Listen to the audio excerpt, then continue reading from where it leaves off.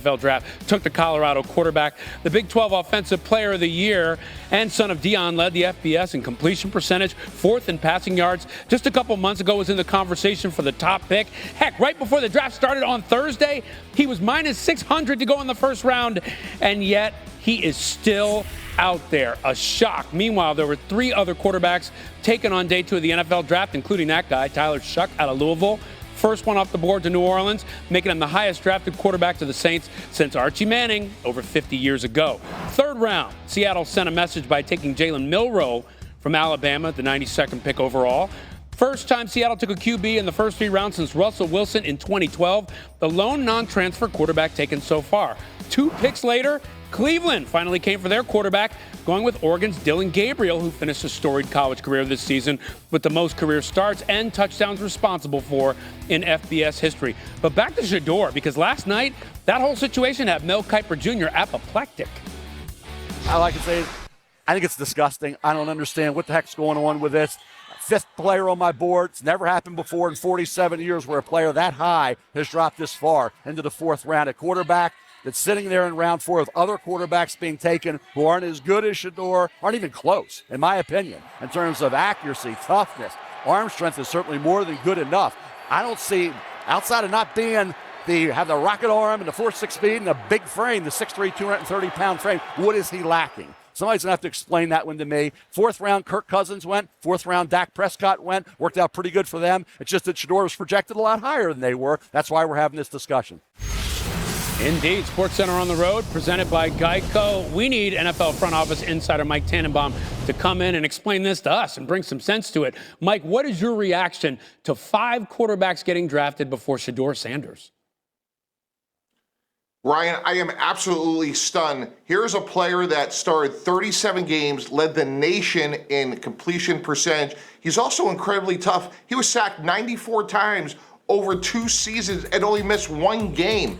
He was my second quarterback on the board, very similar to Mel. I thought he was a first-round pick that could come in and start right away because of anticipation and accuracy. I cannot believe that a team in the first 3 rounds, 102 players were drafted and didn't draft Shedeur Sanders. Ryan, one of the things you have to understand is the NFL is the ultimate meritocracy. Every team has the same amount of money. Every team has the same amount of draft choices. And not one team thought that Shedeur Sanders could help them win when 5 quarterbacks have already gone.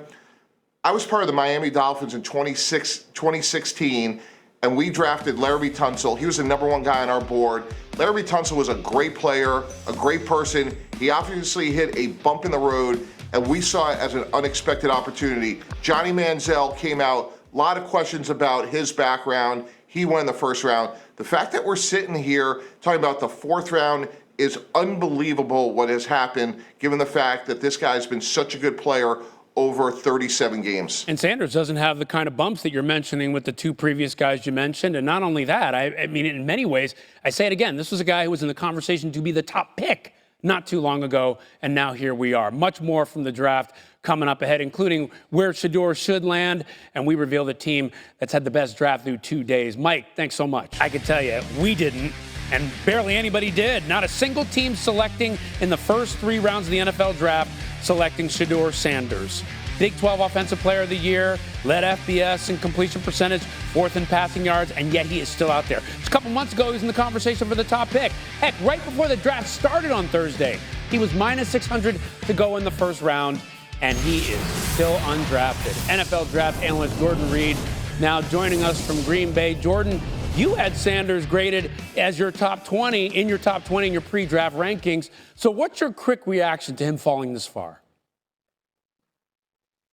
The best way to put it, Ryan, is I'm stunned. I'm absolutely floored that Shedeur Sanders is still sitting here on the board. And if you think about it, I think it's more so to do with what's happening off of the field. Now, as far as those questions, I don't know exactly what there are. But if we're just grading the player on the field, I don't see a player that should have made it out of the second round. I had him ranked as my number 19 overall player. He can help a team win football games as a starter. And some of the quarterbacks that went ahead of him, I was floored by some of the names that went ahead of him.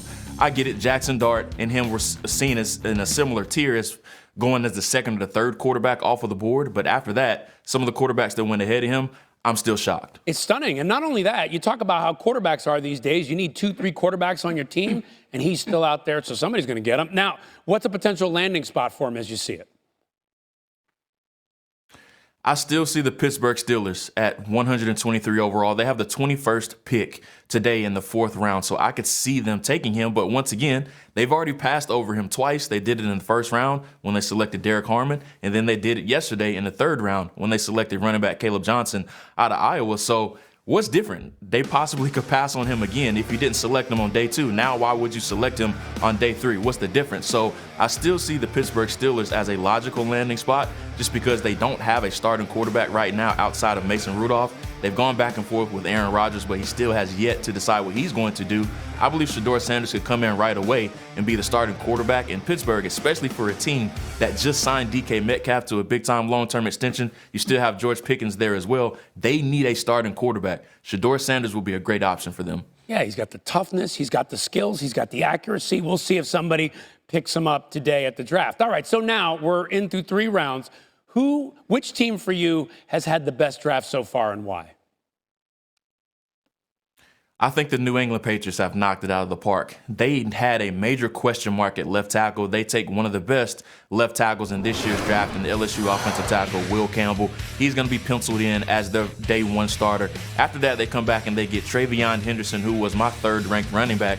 He could have went potentially as high as Denver as number 20 overall. They get him at the top of the 2nd round. Kyle Williams, a very underrated receiver out of Washington State. They have 14 touchdowns, and then they come back. They double dip with offensive line. They get center Jared Wilson, who's probably going to be your long-term answer behind Garrett Bradbury this year, an elite tester and a staple of the Georgia program over the past 3 seasons. Okay, could be a big bump for Mike Vrabel and Drake May there in New England. We'll see how that all plays out for them. The draft, we're going to see how that plays out today. It continues starting at noon Eastern on ESPN. Jordan, thanks.